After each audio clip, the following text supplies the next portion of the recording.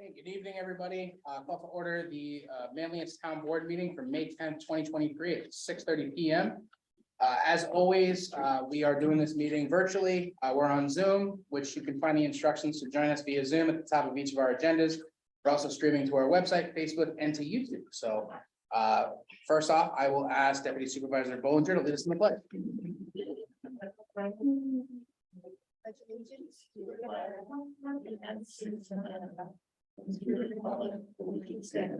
One nation, under God, indivisible, with liberty and justice for all.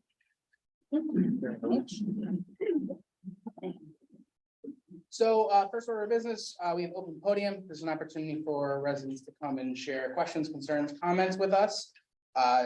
If anyone here is on Zoom to share for open podium, please use the raise hand function. Do we have anyone in the room who would like to share for open podium? Come on up. 3 to 5 minutes. Okay. I got 15 minutes to speak for. No, my name is Tim Murphy, longtime resident, Fayetteville, Manlius. I know some of you folks. And what I'd like to propose tonight is, in light of some of the latest events here in our town, which kind of rocked it a little bit, is, looking to put in some type of skate and bike park for our children, maybe even for some of our adults. But looking and researching it, we really don't have anything close to our community. The nearest one, probably in Eastwood, it's about 8 miles away, one in Onondaga Lake, which is about 20, one in Canastota. And there's several around, Cortland, 30, 40 miles range, but there's really nothing for our kids to obviously skate, and we see what happens kind of as when they find there's no place to go for them to skate. They're at the park or the mall down here. They're driving behind cars. They're just not in the right place. So I would like to propose some type of skate and bike park for the community. I don't know if it's ever been proposed before. And I don't know really how to get things done like that. So that's why I'm coming to you folks for help in that. I know I've spoken to the mayor of Fayetteville, and he's got some property in Manlius that he would be able to, willing to work with. I spoke to the mayor of Manlius, and they're willing to do it. I just don't know what is the process, how to do it, all that kind of stuff, but I'm willing to spearhead it and, work with you folks to find a place, to find a thing for our community, because I think it's a well-needed place for our kids and for the future of the community. So. Well, I'll give you a little bit on that. I know it's a conversation we've been having pretty frequently. I think I would probably say that PBA has probably been the biggest proponent of having a skate park in the town. That's been very helpful to know that, they've identified the need for a long time ago. And so really what it comes down to is, so the town, we don't have any recreational facilities. We don't have any parks or anything like that. So we would be interested in trying to find a site that would make sense for a skate park. We'd be interested in partnering with any of the villages if there's places in there that would make more sense. And then they also have a parks department that would be able to kind of oversee maintenance of that. Okay. But really, I think the first step is figuring out where it would make sense. Okay. And making sure that the owner of that property would be interested in selling. And then once we find a location, we can have a larger conversation about, putting out an RFP for engineering, for constructing it. It would have to go through the budget process to be approved. Okay. Selling it or gifting it, Or dating get- it? well, yeah, that would be great. Okay. I won't hold my breath for that, but really, We can't accept gifts or real estate. but really, it's first is where does it go? Then once we figure out where it is, we figure out who owns it, who operates it. And then we would be happy to look at any partnerships as far as constructing it and maintaining it through the years. Applying for grants, Yes. What? I'm sorry. applying for grants too. Okay, right. I've done that before. Is there any type of town park fund or anything like that? We were We just do, talking about yeah, this moments ago. There actually is, there's not a lot of money in it, but there is a fund, and there is a mechanism whereby it could be funded. What's the history behind that fund? So every time you do a subdivision in the town of Manlius, there is a fee that's charged if the subdivider doesn't create open land within the subdivision, they can, in lieu of creating the open land in the subdivision, pay a fee to the town for parks purposes. In the town of Manlius, we have never owned a park because the state of New York has Green Lakes and they have their Canal Park. Each of the villages has their own park, so the town has never really felt the need to own land or own a park. So that money has kind of been sitting idle, because we really can't do anything with it because it has to be used for park purposes. I don't know how much money we have in that fund. It's about $45,000. About $45,000. So, you know, if that is something this town board is interested in doing, creating a park, then we can look at that.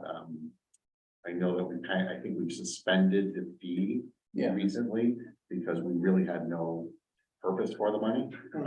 But it's in our local law that either you create open space within your subdivision or you pay a fee for each lot. And that goes into that. And it goes into that. Okay. So I think, what might make sense is if you wanna shoot me an email, we can set up a time to meet, Sure. have some conversations, and then, you know, if we wanna, you know, have a couple people that are starting to look at sites. And then, like I said, if the site is within the town and or the villages, I would imagine we have some funds set aside. We'd be interested in some type of partnership, or if it's in just the town and not in one of the villages, we'd definitely be interested in pursuing something like that. Okay, great. Are you open to being connected to any other folks that have expressed this interest? Yeah. To talk with them? Okay. Yeah. Great, because I'm sure between our contacts within the police department and we did a focus group with youth. We had conversations with youth and with high school students through the comprehensive plan process. We heard a resounding interest from them as well. Okay, great. So we have a kind of a short list, but it's a little disparate right now. So we could maybe host a meeting if you're open to it, you know. That'd be fine. And we already have a Village of Fayetteville trustee here. And we can certainly work together with the villages. I know Mayor Olson and I have talked about it quite a bit, and if we can find the spot for it, we'll do it. Okay, great. So, great, Awesome. Well, thank you very much for your time. Appreciate it. thank you. I don't see anybody on Zoom. Anyone else here for open podium? Okay. We'll get right into it. So we have some members of the Town of Manlius Police Department for a traffic enforcement presentation. Do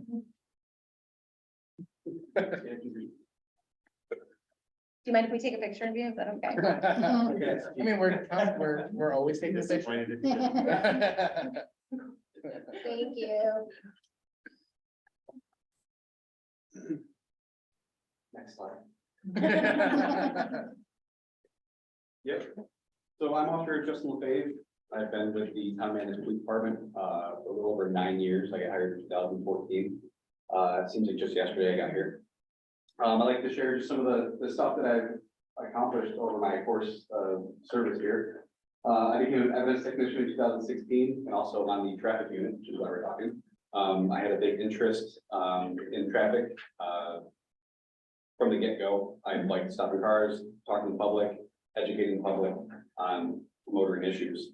I'm a certified car seat technician as well. It is also part of our unit. We take care of the car seat installs at PD.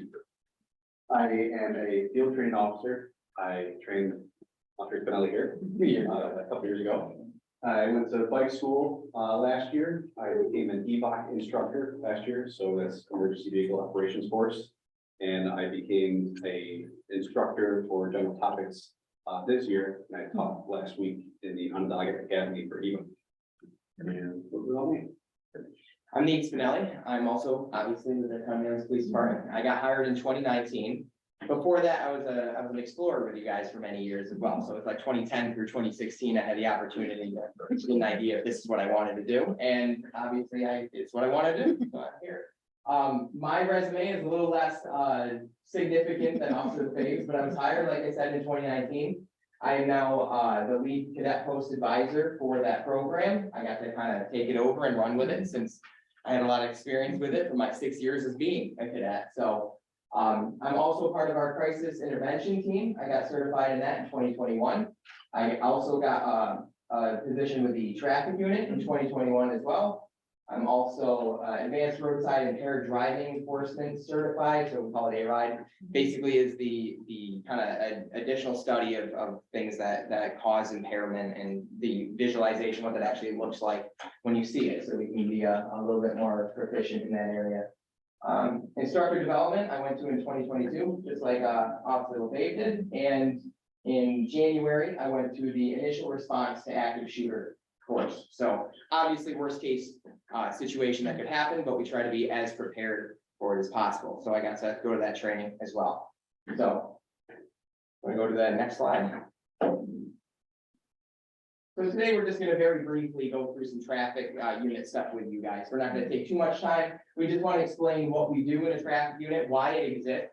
And, you know, to see the benefits for you guys as the town, and see what we offer that other departments simply don't have. So, what is the goal of the traffic unit? So the goal is we are responsible for traffic enforcement duties with the goal of reducing traffic collisions and correcting quality of life issues as they apply to the motoring public. The goal is not to write tickets, it's to create a safer environment for people to live and to operate in. Some of the things we'll go over in the future in a later slide is the technology that we have available to us that we utilize for the town as well to try to keep records of some of these things and try to determine areas of focus where we think that there's issues that we need to put resources towards. So we'll get into that here in a little bit, but the goal is really just making a safer place for the town, especially as we open up in the summer and people are outside walking, riding bikes and everything else. Next slide. So some of the duties that we have as a traffic unit, somebody calls the town Manlius Police Department, or they send us an email, or they actually go to our website and file a complaint. We get said complaint, and we basically enforce traffic vehicle laws of whatever complaint comes in.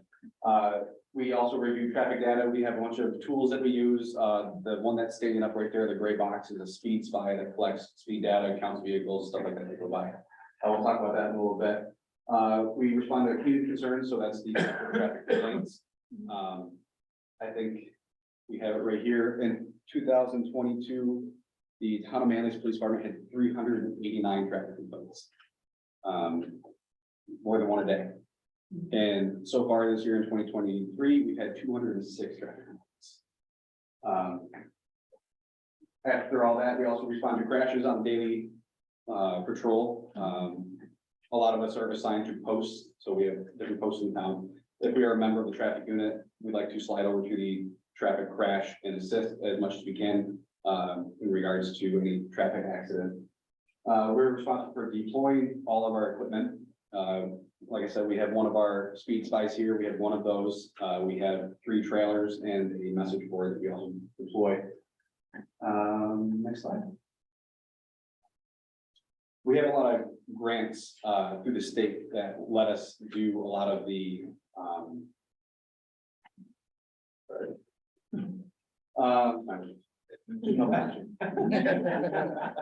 so a lot of the grants that we do is, as you can see, the youth taxi driving pay. Strictly, it's focused on cell phone. People driving their cell phones, texting, talking on their cell phone. Most cars have Bluetooth nowadays, so that's what we're really looking to get towards. Operation Safe Stop is where we actually follow the school buses to make sure that nobody's passing the school buses. We've had quite a few issues in specific areas where the bus drivers have complained about vehicles passing them with their red lights on.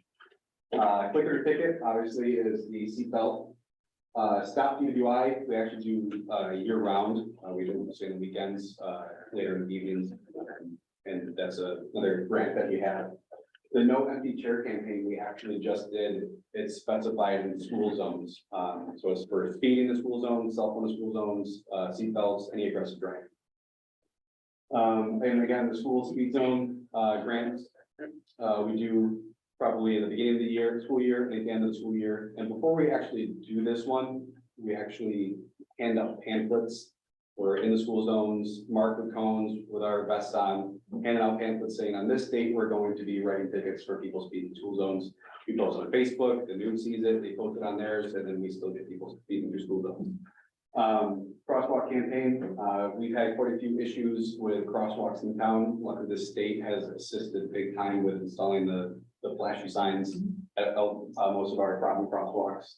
Aggressive driving campaign, and this picture here is actually at the Railroad Crossing Information Day, which is the only railroad crossing we have in town, which is up on Hereford or Distance Road.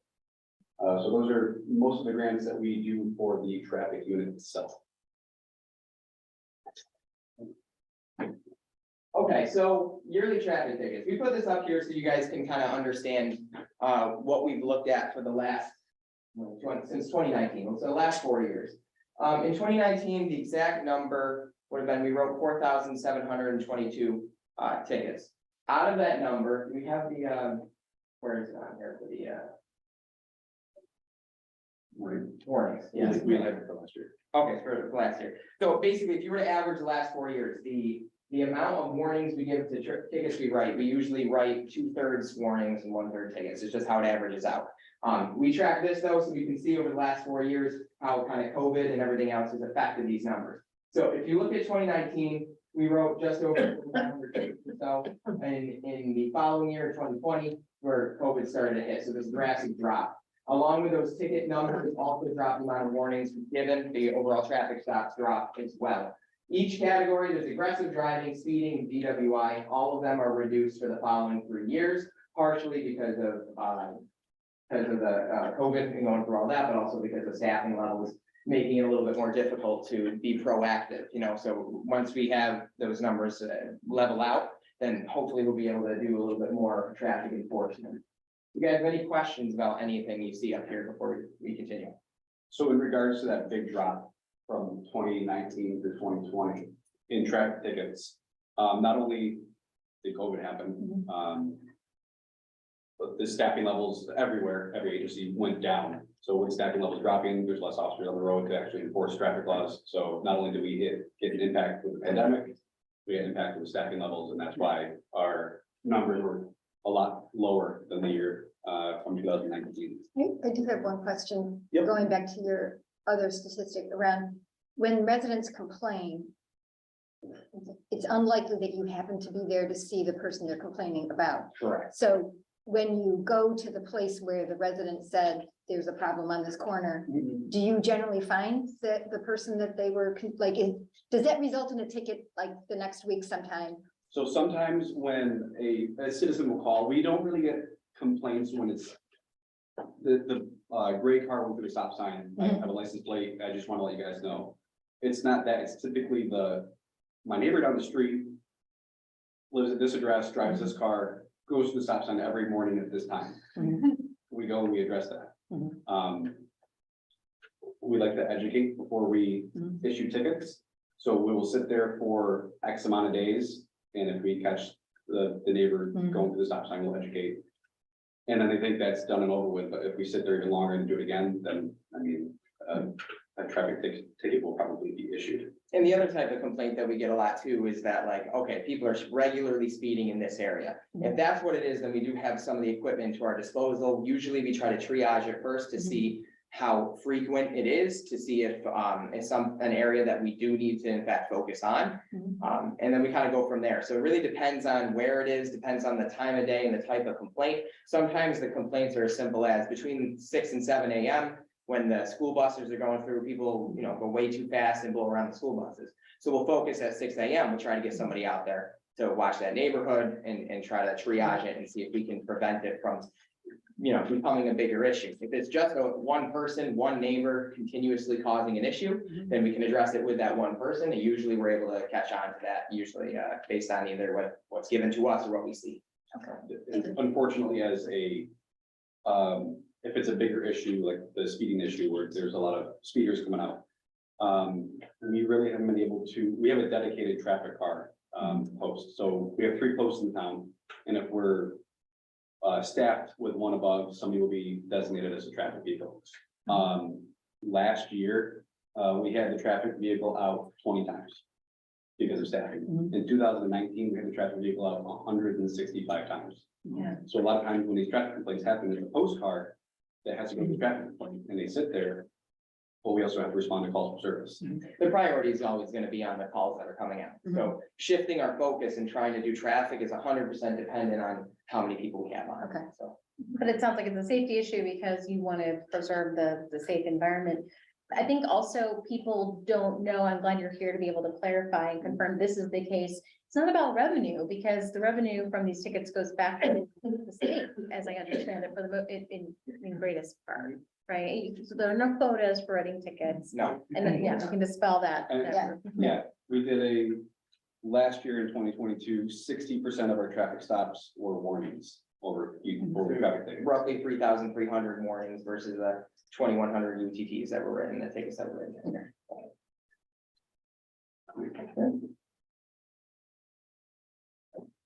Okay, so I'll go over this one real quick, just motor vehicle crash statistics. We found there's been studies that pretty much show that the more that we're out here, the more that we stop cars, the more that people see flashing lights and are worried about their speed or whatever else, we have less crashes. Some of the evidence is kind of buried in the statistics, so we'll kind of go over it real quick. 2019, we were at decent staffing, and additionally, that's before COVID. You'll see a fair amount of crashes across the board there. Once we hit into, you see 481 on the right-hand side there in terms of total. 2020, you see January kind of tracks with the previous year, very close to. As we go into February and following months, it decreases rapidly. Due to COVID, people didn't leave their homes. So obviously you're gonna see a drop in those accidents. So as we kind of climb out of 2020, the other piece of information here is us as law enforcement, we tried to do what we could to limit contact with the public. In both in 2020 and in 2021, just about everyone in the department got COVID multiple times, and that was with us trying to prevent it. So we did what we could to try to triage that, and that was basically due to the exigency of the stop. If we saw something that was egregious, a stop or a violation that was well over the speed limit or something like that, we're still gonna do our job, we're still gonna stop that car. But you know, the things that we would do to try and slow people down and educate and have those lights on, were not as frequent for that reason. So you see in 2021, those numbers are right back up top again. And then that's when we went into that second bout of COVID. So 2021 in February, March, April, May, those numbers are slightly lower and then they increase. The important statistic here though, is if you read 2021's total, we had 507 traffic accidents, which is more than what it was prior to COVID. That was 100% because number one, we were not out there as much due to our own, decision to keep an eye and lower things down. And number two is the fact that people had just gotten back on the road immediately following COVID. And as a result, there was a lot of collisions. And then you see 2022, we start to come back down again as we get out there more, stop more cars and the public sees us a little bit more. Do you guys have any questions about what that looks like for the most part? It's just a snippet over the last 4 years, but okay. Anything you want to add to that? No, it's good. Thanks, sir. So in regards to actually filing a traffic complaint, I kind of spoke on it earlier. Most people will call the police department directly and speak to one of the front office personnel and give the complaint, and they write it down, they put it in the mailbox, or they send me an email. You can also go on the Manlius Police Department website and file a complaint, traffic complaint there. When we get the traffic complaint, it is then in a perfect world when we're fully staffed and have a dedicated traffic unit. A person gets that complaint and they triage it. They'll go out to the complaint location, say it's Salt Springs at Churchill. We'll go out there, we'll take a look, we'll sit there for a few hours, we'll run radar, we'll do whatever the complaint is about. And then what we like to do is deploy this speed spy here. So this speed spy goes on a telephone pole, goes on a tree. Nobody knows it's there or sees it, so people drive how they have been driving. There's no outside force making them slow down. So we'll put that up for a week, we'll check the data on that, and then we'll put a radar trailer out, which will display some speed. Just to add a quick detail to that, the speed spy does not record plates, it does not record who's driving. It's just numbers based on who's coming, the amount of cars, and the speed they're traveling. Okay. We'll put the radar trailer out, we have 3 of those, we'll go over those in a little bit.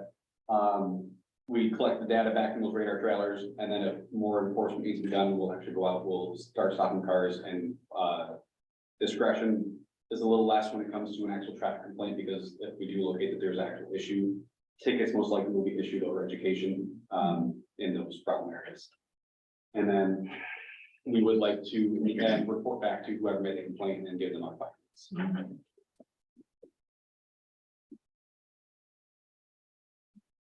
Okay, so just very briefly, tools for the job. The top three are called Stalker Dual or Stalker 2. They're radars. You see, there's a couple examples of them on the board there.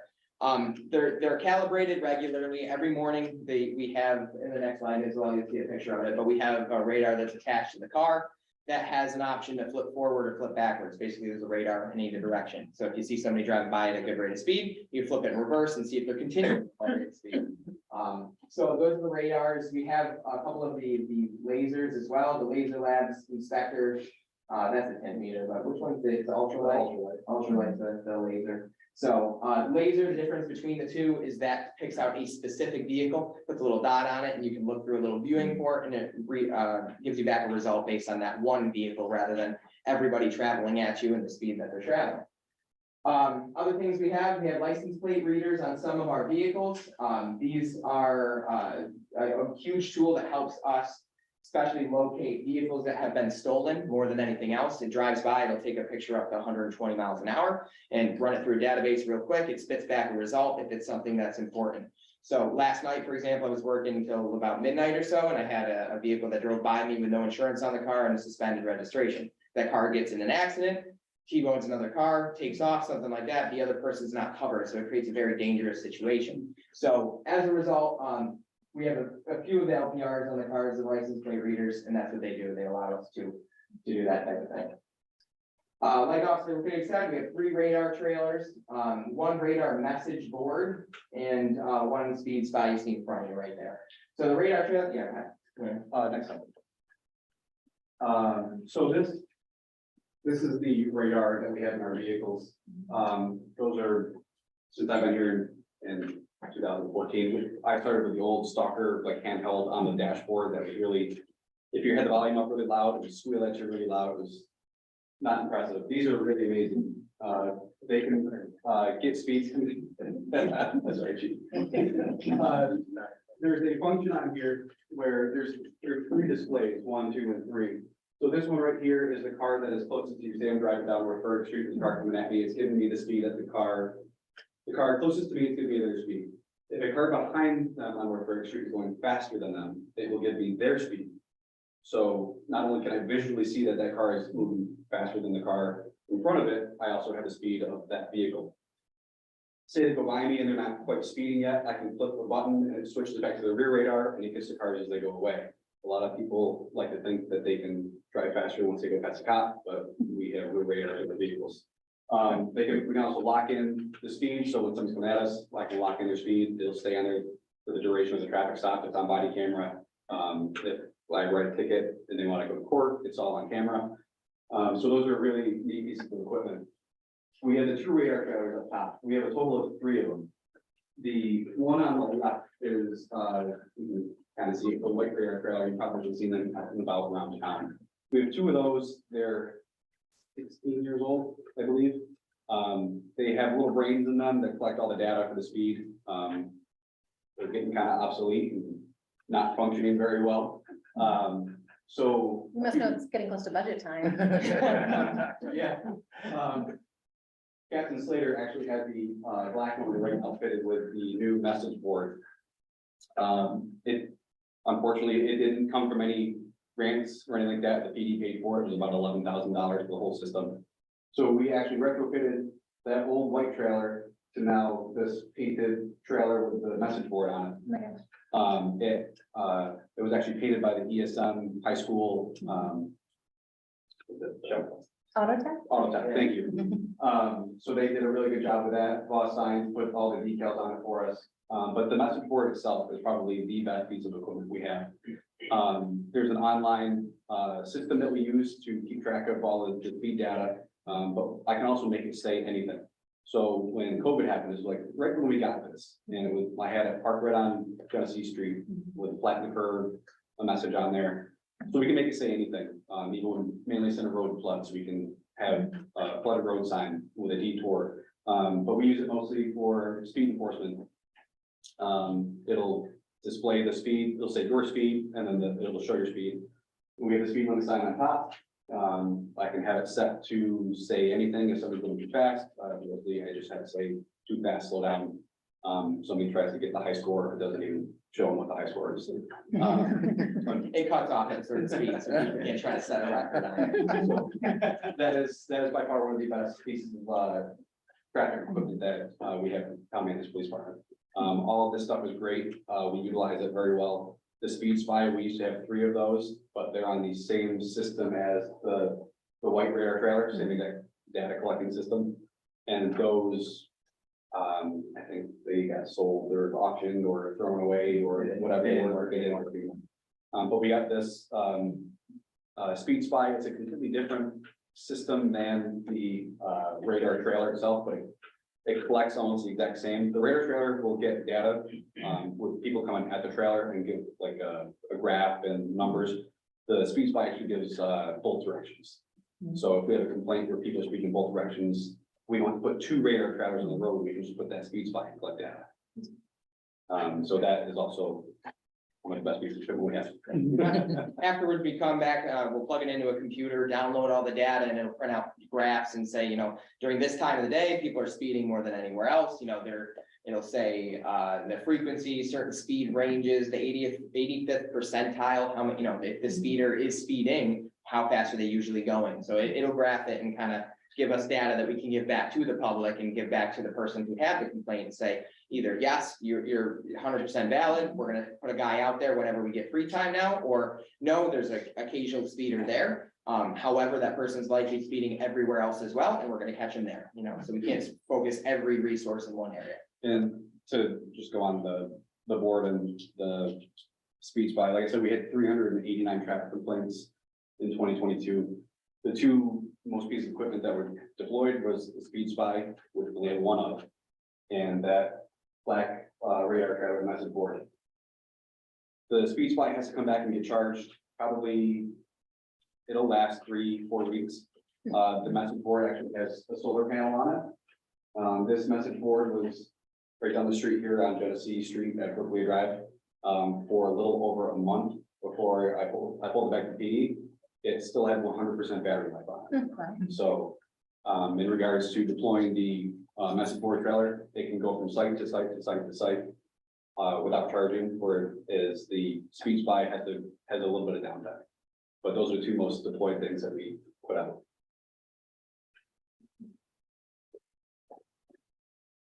Questions? Yeah. For all the data that you collect and like what you're seeing on the road, how often do you work with highway on, if like the road itself should be potentially like designed differently or something?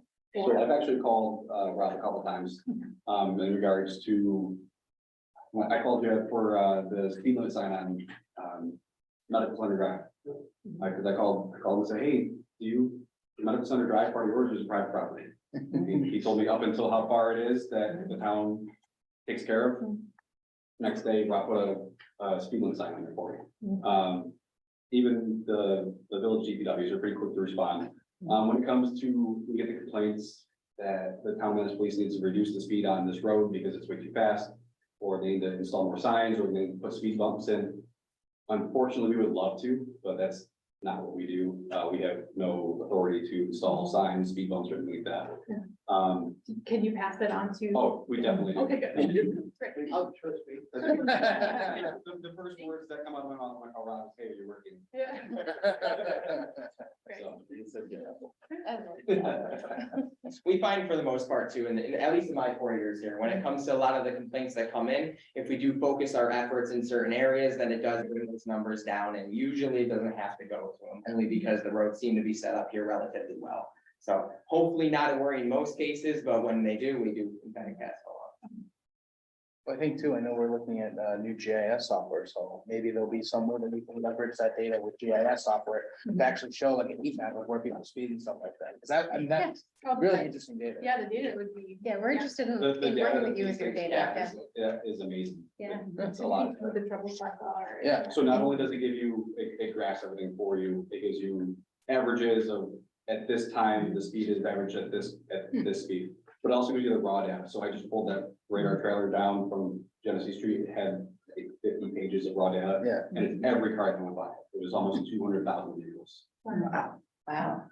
It's good to have perception versus reality kind of confirmed on things, and you hold that data, so that's really interesting.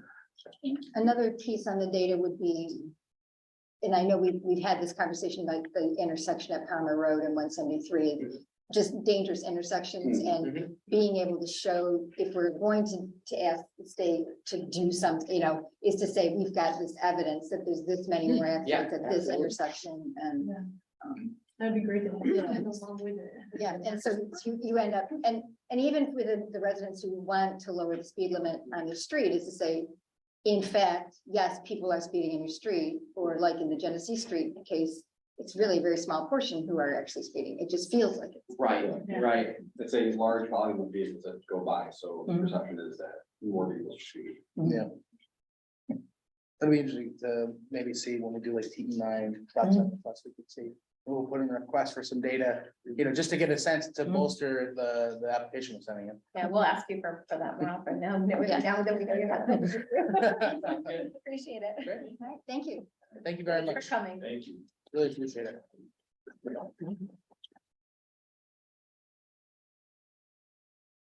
Okay, next up, we've got code enforcement officer Tom Poitras with a subdivision amendment related to aqua water lines. Before I give the little presentation, everybody, I know it came very shortly before everybody got a chance to look at it.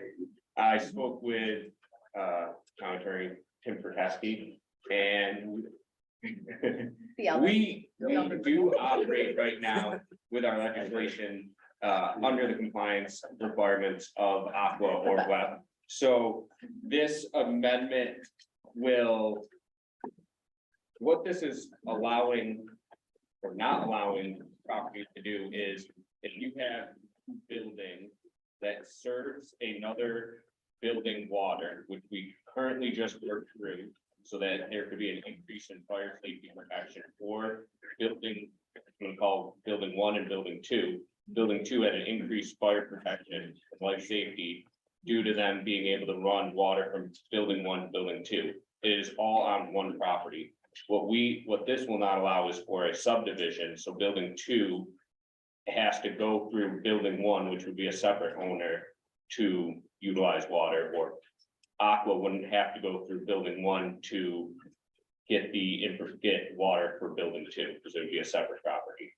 Yeah, and this is something that, we have a current development that was on the table. We got some feedback from Aqua that certain things wouldn't be allowable. We didn't want to just say, don't protect, don't have sprinklers in one of the buildings. So we kind of went back and forth with Aqua, and they have requested that we update our code to do this. But this is something that, it's one of those weird things that doesn't usually come up, and then it came up, and now moving forward, rather than just chalking this up to experience, have an opportunity to adjust the legislation, make it clear, and then that way, we don't know how many times this is gonna come up, but at least when it comes up, we know, and we have an agreement with Aqua that, this is, we can do this. We also worked through it.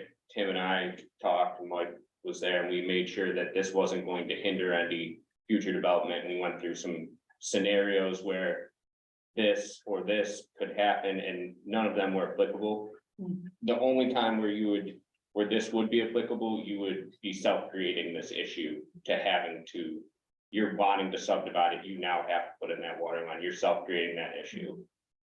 Otherwise, this shouldn't really be applicable for a subdivision.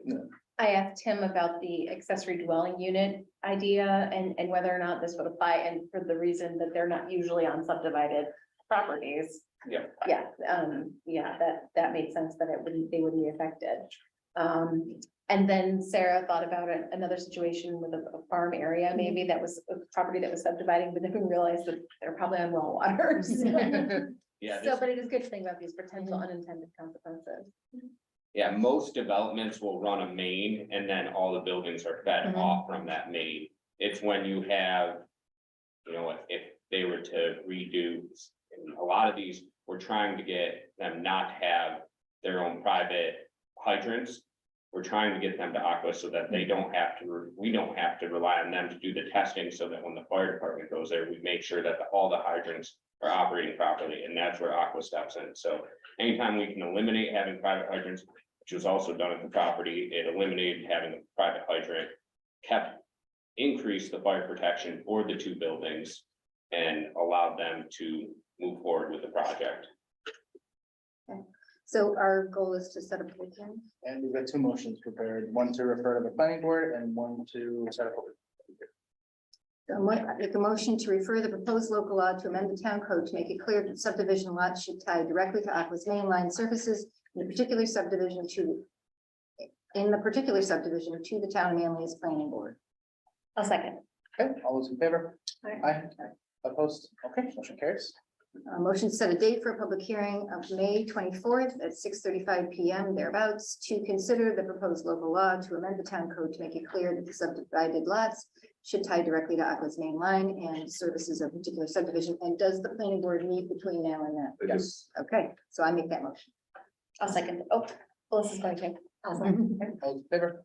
Aye. Opposed? Okay, motion carries. Thank you very On a much. side note, I'd like to thank Wayne for all the hard work and work through the tall grass or landscaping managed landscape areas that we'll be sending back to Tim for him to review. So we should have that in front of the board for the next meeting. And it's very well worked through. Yeah, thank you very Thank much. you very much. Have a good rest of the night. Okay, next up, we have good energy for your community choice aggregation programs. And Just to- I believe Javier is going to be the one. So we're all here. We're gonna kind of bring us up to speed on community choice aggregation. I know I talked to Counselor Italiano about some stuff. We have some other questions we want to send their way, but just to get a sense of what this program looks like and, you know, learn a little bit more. So whenever you're ready. Hi, everyone. Can you hear me? Yes. Oh, wonderful. How are you? How much time do I have with regard to the length of the presentation, just to run it through? Somewhere between 5 and 10 minutes would be great. I think we'll have a couple questions, but this is more so just an introduction to the public, to the board, so that we can keep the conversations moving. Certainly. I don't know if my colleagues are jumping on, but I don't see them. So I'm going to begin. Obviously, you guys, I want to respect your time. Appreciate. I am with the company Good Energy, one of the managing partners. Do you want me to put up some slides here really quick? Is that possible or? Okay. You should have full access to share your screen right now. Oh, okay, great. Excellent.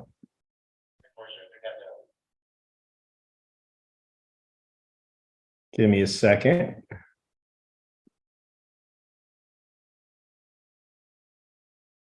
Okay, great.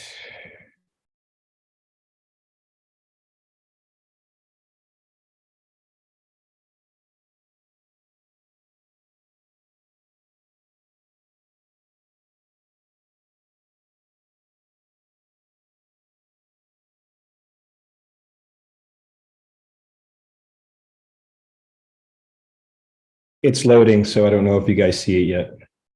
Not yet. There we go. Okay, great. About 5 years ago, a new PSC ruling was approved by the Public Service Commission, allowing municipalities to aggregate all their natural gas and electricity accounts within their jurisdiction to provide some additional buying power for those residents. In most cases, residents don't have the ability to go out and find competitive prices. Commercial and industrial customers have been doing it for many, many years, and they've reaped the benefits of trying to put together an energy budget for their plants or their factories or their stores. Residents really don't have the ability. About 90% of the commercial market has utilized deregulation and buying groups and aggregations to help them. It's the polar opposite with residents don't really have the ability. They're busy doing other things and concerned about other things instead of understanding what a kilowatt hour or a therm is. Just going to run down a little bit of our relationship and how we know you guys and obviously the surrounding areas. We formed an initiative called the New York Municipal Energy Program. That is a collaboration between the Association of Towns, which you guys are a member of, and the New York Conference of Mayors. Combined, those both represent about 1,500 municipalities across the state. A little bit about who Good Energy is. We're a national company. We run close to 450 CCAs, or community aggregation programs, from New Hampshire to Rhode Island to Massachusetts, New Jersey, Illinois, and New Jersey and New York, of course. We're proud to say that we serve about 1% of the US population through our aggregations, but we also do commercial industrial accounts as well. And we manage about 10 billion in kilowatt hours, or about 10 million megawatt hours. We're proud to say that across our probably the last 7 years, in Illinois and Massachusetts, with our combined aggregations, we probably save collectively our aggregations about $500 million across, obviously, rising energy costs that we've seen over the years.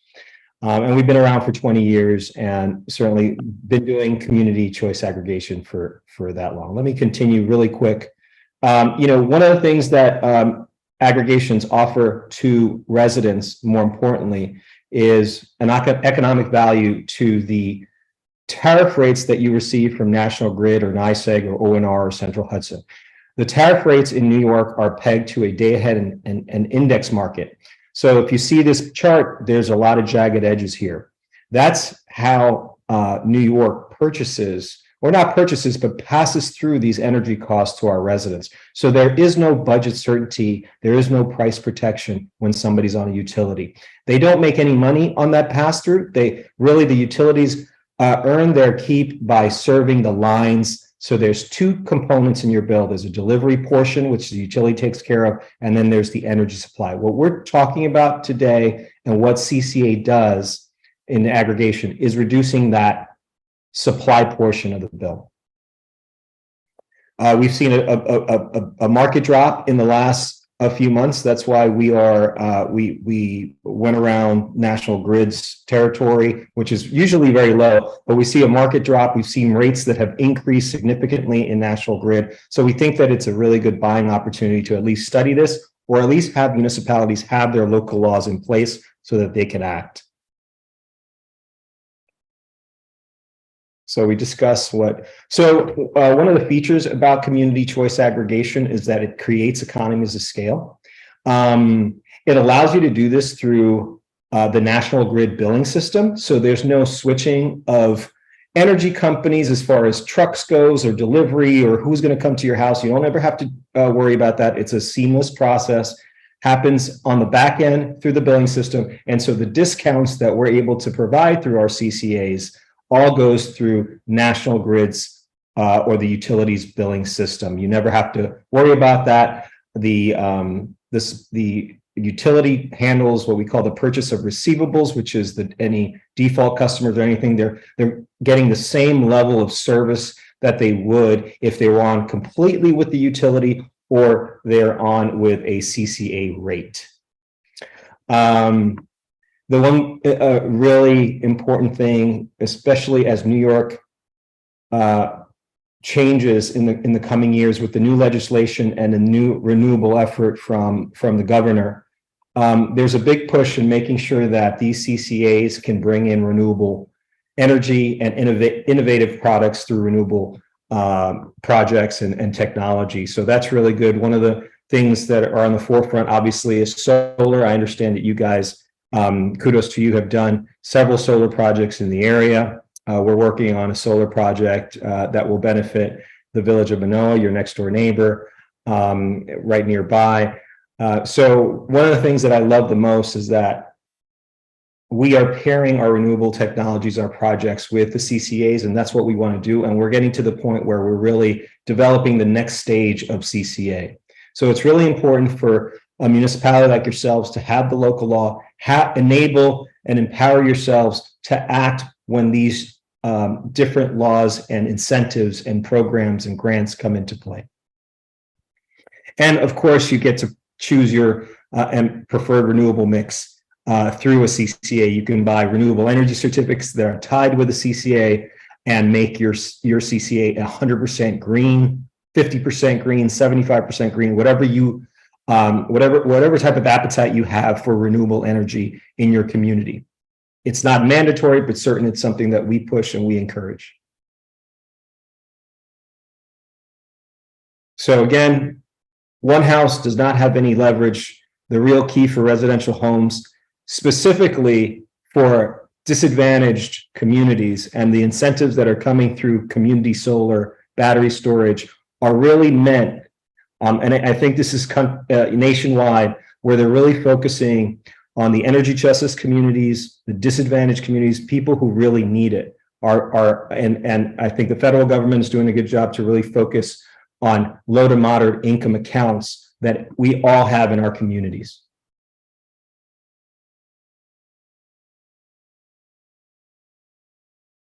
And with CCA, and I think I'll probably conclude because I know I've been talking probably close to the 10 minutes. With CCA, one of the most important, most valuable things is that you're collecting data from your community. And with data, there is power, there's decision-making power. You can understand how your community uses power, and you can understand what the needs are. A lot of community solar projects that are built, they have programs that go outside the local community. But as you develop more, or within the county or within the village, the town, your neighboring communities, you could build that and have that benefit you through new legislation that's going to allow you to provide those discounts automatically to your residents. And that's very exciting for us. Good Energy is very bullish on renewable development. We have several projects with dairy farms, large industrial rooftop factories, from Long Island to the Adirondack. We have a combined about 10,000 acres of buildable land, and we just located potentially about another 44 sites around New York, which we're extremely excited for. So again, very, very bullish on working with communities to try to have control of those sites, work with the tax base, work with your neighbors, work with those who are looking for even potential land lease revenue for their properties to build renewables. And with that, we do it in an intelligent way, making sure that it's safe for everyone, making sure that it's not an eyesore in the community, and we don't want to move something forward that is an eyesore for the community. Great. So with that, and I'll take any questions you guys might have. So so Sarah and I had a meeting prior to this.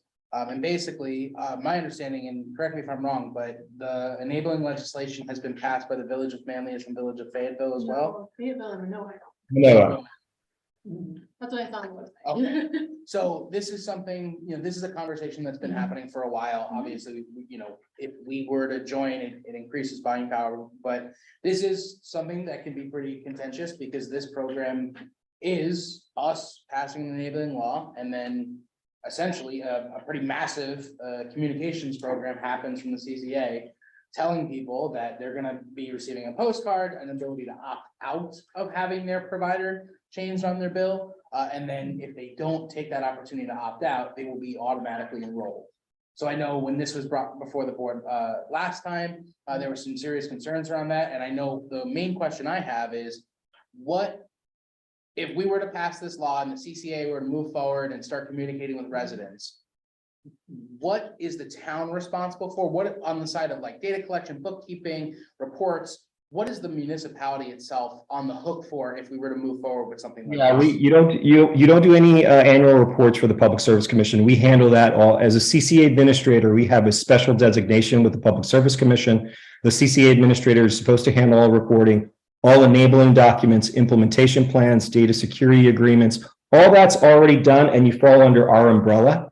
As far as outreach goes, you don't pay for any outreach. We handle that mandatory 60-day outreach. And we also handle any call support. The only thing that you really need to do is obviously your bare minimum as far as municipal process, attorney review, corporate counsel review, all that stuff. That's basic. You might have to field some calls. You do have to have a liaison, a representative from the town on the website that we actually create for you. So we do all the marketing, we do all the website. We have plenty of marketing libraries with all our CCAs you can choose from. We can work on an outreach plan. We put together all those plans of operations and governance for the program for you. And then we also provide the call support. So what we do is we set up an 800 number. It goes to us, but certainly people are going to call you. And what we suggest is that you turn it over to the experts. Your staff obviously will field the call, but we have an 800 number that you can quickly forward, or if you don't have the mechanism to forward, you can just pass on to the resident and we'll take on the call. That's great. So I know, are there any questions right now? Because I think what we want to do is distribute the lot, everybody, get a chance to look at it, have some conversations. Yeah. Let it simmer a little bit, so as we're talking to folks. And then what we would have to do is at some point, if we're interested in moving forward, we would have to schedule a public hearing for the local law and pass a local law. So are there any other questions right now? Because I think we've got a bunch of information. I'm sure we're gonna, I'll probably ask you to send over the slides, some more information. We'll distribute that out to the board. And then as there's further questions or questions from your residents, we'll compile those and send those off. Yeah, quick question. Sorry. Would we be able to ask questions about, and is there any difference between the data security and the privacy and the usage of data that the CCA has and Good Energy has? It's quite different from how National Grid is regulated right now. No, we actually have a data security agreement with every utility in the state. That's mandatory for all CCA administrators. We have to run security protocols. We have a data protection plan that you guys fall under. You are more than happy to review that document along with the data security agreement that we have in place with National Grid. Not a problem, but we have to have a data security plan in place, and we had to go through certain levels of security training. And for example, in our with our staff, we've designated one person who handles that. I as one of the managing parties, don't even see that data. So we're under strict protocols with that data. Thank you. I just have a quick question. So the CCA, what form does that take? Is that a government agency? Is it a not-for-profit corporation? Is it a for-profit corporation? What are you? So we're a private entity that manages the program. So it becomes a government energy program, essentially. So it's a community choice aggregation program, and it has its own designation. It has its own Public Service Commission order with the regulatory agents. So it stands as its own program, like many of the other NYSERDA programs. It is one of the items for NYSERDA's Clean Energy Communities program. So it is its own standing PSC, public utility program. It's not an authority. It's not a public authority. It's a program that allows municipal governments to work with private administrators to get this through. I don't know if that explains it. Be more specific about my question. If the CCA is a private entity and our CCA goes away for some reason, I mean, can a CCA go away? You go out of business? I mean, who picks up that program on behalf of the town if that happens, or can it happen? Yeah, so you have an agreement with the CCA administrator called a CCA administrator agreement, and you have a local law. So I guess to maybe answer your question more appropriately, maybe the CCA becomes a local law as part of your code, right? So it's part of your code, and so that it's allowed. The way you would repeal it is to cancel that local law, essentially. Yeah, that's not my question. My Yeah, question I don't know if I don't know how to answer it though. somebody to administer the program. What if somebody we administer the program goes away? Who then picks up that responsibility? You would essentially cancel our agreement. States, that's what I just. Would the state designate it? I'm sorry. You just said it would be canceled. It would be canceled. So like it would just probably go back to what it was before. The So national. it would just go back to national. Grid. It sounds like it's like a contract with the town that the people have the ability to opt out of, right? I understand that. Well, I'm asking, I don't understand. Yeah, so, okay, I think- understand that part, but I don't understand who's administrating it. But if NIMEP went out of business. Yes. It would just revert to national. Our agreement would cancel and then it would revert back to national. Well, I guess we just need We to need see to that. confirm Yeah, so agreement. we'll get some clarification on that. We need That's to see great. that. Yeah, let me just explain really quick the stakeholders that are involved, the municipality, the utility, the administrator, and the supplier that we will run the RFP for you. And that supplier will have your contract. When that contract runs out and you, let's say, release us from, doing the actual administrator service, when that contract runs out and you don't do anything, you automatically go back to the utility. Sorry if I didn't explain that earlier. We're just looking at what Manoa and Fayetteville have done would be helpful. Great. Are Okay. Manoa and Fayetteville already operating with you guys? They are on a community solar basis, but we have not transacted because the market for the last few years that we've been watching has been not favorable versus the utility rate. So we're waiting, and we think that's why I showed you that chart where there might be an opportunity now to do it. I see. Yes. Right, well, So do we? Why, I'm sure there's other companies that do this type of thing, so do we have to? Fit this out, so to speak, for things, and what is their advantage for this company? I Like, mean, what are they getting for this? that's probably best practice for us is to look at other options and have some conversations around that. So that'll be part of what we do in between now and the next time we consider this. Great. Great. Well, Thank you very Thank you much. very much. Thank Appreciate you. the time. Thank you. Thank you so much, everyone. Okay. Keep moving along here. Next up, we have a, let's see, it was a, what's that? The charging stations, yep. So basically where we're at is we have some clean energy community funds, a grant opportunity that we earned by getting 3,000 points to the program. That has a due date of, I think, Sunday. Yeah. It's cool. And so what Councilor Creasel, and I think were you involved in this as well? What our team has put together is a letter of commitment or letter of intent to look at putting some charging stations in the Tops parking lot that's in the village of Manlius. And so what we really are looking for is we have a draft agreement. It is labeled final here, but that's a draft agreement that we won't necessarily be considering tonight. But what we're really looking at is authorizing me to send a letter of commitment so that we can essentially earmark those funds, try to Apply for the grant. exactly apply for the grant, and then we can work on that agreement so that when those funds come through, we can operate on them. And level 2 is the faster charge, Level 2 is Just the ones out here. yeah, just regular, okay. about 20 miles an hour is what you're getting on a charge. So good while you're going to the grocery store, while you're stopping at Dave's Diner, You're while like you're at topping up. restaurants. Mhm. Okay, Okay, I'd like to make a motion to authorize the supervisor to send a letter of commitment with a licensed host site agreement for the installation of a level 2 dual electric vehicle charging station at the Tops parking lot in the village of Manlius through the Clean Energies Community Program grant funding. One second. okay, all those in favor? Aye. Opposed?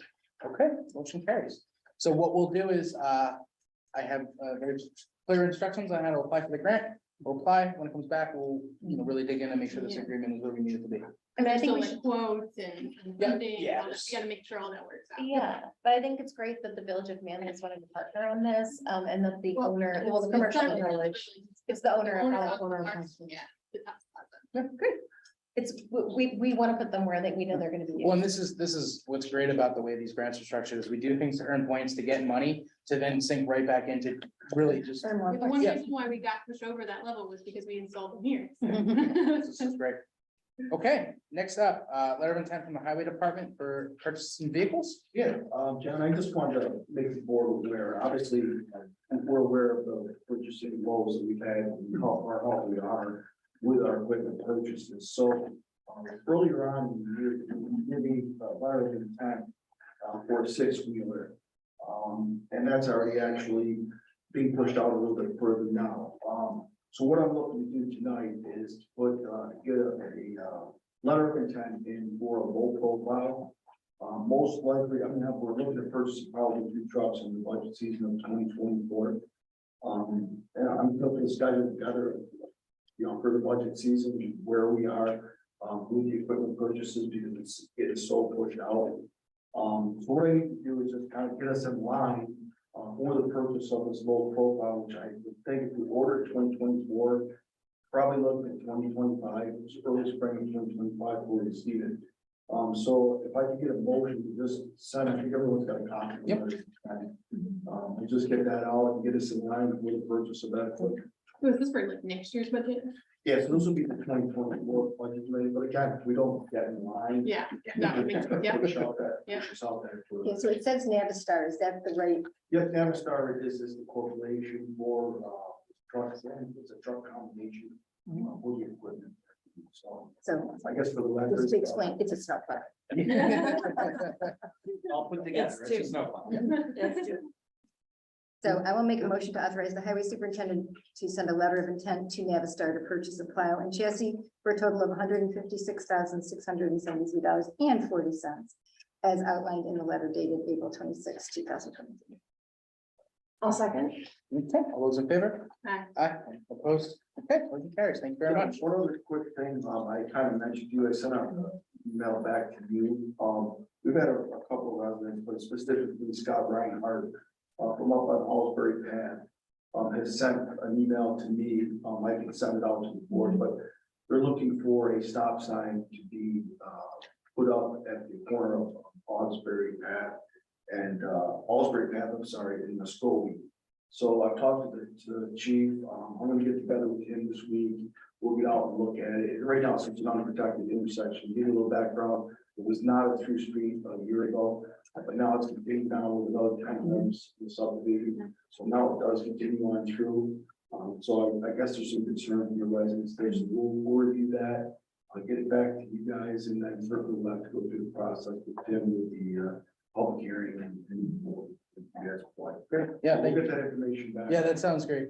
Whether we're at the next meeting or the meeting after, I think that's a great idea. Thank you. That's all. Wanna- So, we did a formal bid for the, oil water separator replacement at the highway garage. We, did have a bid come in for the formal opening last month. And, we only had one, but it was within the range of what our engineer had estimated, so, I would like to, propose that we accept this bid. And I even have a tissue. Oh, wow, no worries, full service. So I would like to make a motion to award the bid for the replacement of the oil water separator at the town Manlius Highway Garage to Casanella Excavating LLC, amount $183,500 as outlined in the bid submitted. And for you visualizing, if you look at the highway garage, it's to the right on that grassy lawn part. That's actually, you can't tell, but it's not a lawn. It's actually a leach field for the oil water separator. So that's where it goes. All those in favor? Aye. Opposed? Okay, motion carries. Thank you. Very exciting thing to have done in our highway. Yeah. I'd like to set the date for the next police committee meeting for May 24th, 2023 at 5 p.m. We usually would have met in April, but because we were going through our personnel changes, we want to sort of get caught up back on our schedule for police committee meetings. And so we are going to schedule the April meeting in May, and then we will also plan to schedule our June meeting afterwards. And we'll be sending out, we sent out notice to the police committee about the meeting already that they could expect it, but we're letting the public know. And we will send out the agenda soon and look forward to agenda items for the police committee members. And so anyone watching at home or anyone here, if you don't know, we have a police committee meeting, I think it's every 2 months, Every other month, yeah. right before the second meeting of the month. So, and that's streamed, it's available online. There's conversations that happen. I think the major focus is gonna be on the process for finding a permanent chief. So if you're interested in that process, stay tuned and tune in on the 24th. And we'll be grateful to have here Chief Castalia there and making a presentation. So yeah, I'd like to make that motion and ask for a second, please. Second. Okay, all those in favor? Aye. Opposed? Okay, motion carries. Thank you. Okay, are you doing a I presentation? am, I'm sorry, I forgot to tell you. I was like, oh my God, he doesn't feel like I'm doing like green sharing. About for the annual report. Yeah, I did a couple slides. 'cause Great. I don't, yeah, it's just better to have a visual. It is. I like Thank it. you, Elaine. Counselor Denton. Okay. Okay, so I just wanted to let everyone know that the TMPD's 2022 annual report is on the website. The town of Manlius Police Department releases their annual report in the spring of each year, and this is a great way to stay up to date what is happening with our police department. So I'll just take a picture of it on the website. The annual report includes information about command staff, roster of our department, new hires in 2022, awards, services provided by the TMPD, like community relations, information about school resource officers, the community support unit, training and data. And some highlight of some of this data, a review of the total reported accidents for 2022 reveals a decrease of 21% in preventable motor vehicle crashes in comparison to the total number of preventable motor vehicle crashes in the previous year. So hopefully that trend continues as we remind everyone to drive safe. And then you can just see like more of the stats here. And then the total arrests went down to 2.93% from 2021 and was 22.55 lower than the 3-year average. Criminal complaints also went down 15% from 2021. The TMPD continues to update their annual report, includes more data, which I commend. This year, they included the top 5 police activities by incident type and the top 5 911 calls they received. In 2022, the top 5 police activities were responding to car crashes, ambulance calls, follow-ups, property checks, and traffic stops. The most common call types were domestic incidents, calls giving the police information, assistance to citizens and other agencies, car crashes, and ambulance calls. And then looking at the calls for service, I did want to make a note that this includes all our officers' activities. These are not just calls to 911. When an officer follows up on a case, does a requested property check or pulls over a vehicle, this is all recorded in our 911 data. And then I want, in the annual report, it shows you the year's uniform crime reporting, part 1, which refers to crimes that are classified as violent. And here I just added 2021 and 2020 chart here to show that the data shows that we are at an average for cases, we're showing a slight decrease in most cases, and we hope that trend continues. And the same with the URC part 2, which is the crimes that are classified as less violent. And I just want to say thank you to the TMPD. So again, this is on our website, right on the homepage, you can find it. So this has just a lot of information. When we did do the Public Safety Advisory Committee, everyone would ask a question and it would be in the annual report. So please take a look at that. And I just wanted to highlight it here. And that's it. Thank you. Thank you. Thank you. Okay, next up, we have the sale of some surplus vehicles. I believe we have a 2013 and 2016 coming from the police department. So just looking for a motion to declare them as surplus. I'll make a motion to declare a 2013 Ford Taurus and a 2016 Ford Explorer surplus vehicles and authorize the sale of both vehicles. Second. All those in favor? Aye. Opposed? Okay, motion carries. So just a reminder, we've got some approval of minutes, abstract, and we do have to go into executive session, but if somebody wants to go forward with the minutes. I'll make a motion to approve our April 12th, 2023 meeting minutes. A second. All those in favor? Aye. Opposed? Okay, motion carries. Make a motion to approve the April 26th town board meeting minutes. I'll second. All those in favor? Aye. Opposed? Okay, motion carries. And then approval of the abstracts. I make a motion to approve abstract number 9, the amount of $337,570.03. Second. Okay, all those in favor? Aye. Opposed? Okay, motion carries. So I would look for a motion to enter executive session Someone's gonna tell us what it says. For the purpose of discussing litigation. And to discuss a matter that may lead to the appointment, employment, promotion, demotion, suspension, dismissal, or removal of a particular person or corporation. And he's got it. So move that motion. So, Then I'll second. okay, so we have Sarah, to move that and then Alyssa to second, so, all those in favor? Aye, opposed? Okay, motion carries.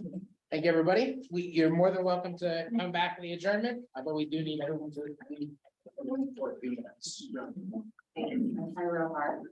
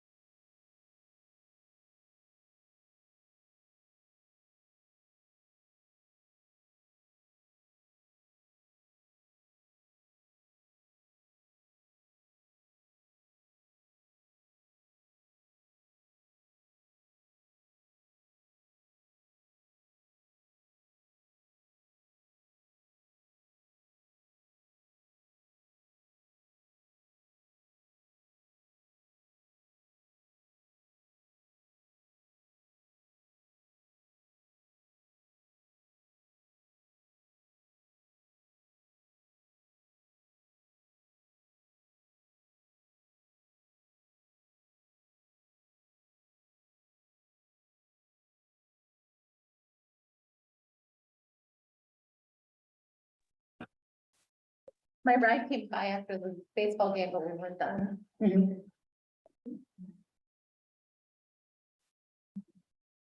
Sarah, do you need a ride home? Actually, I'll see. I'll get it right. No, I think I'm gonna get a ride to dinner instead. Oh, so. okay. Okay, we are unmuted. I'm not thinking of it. Unmuted.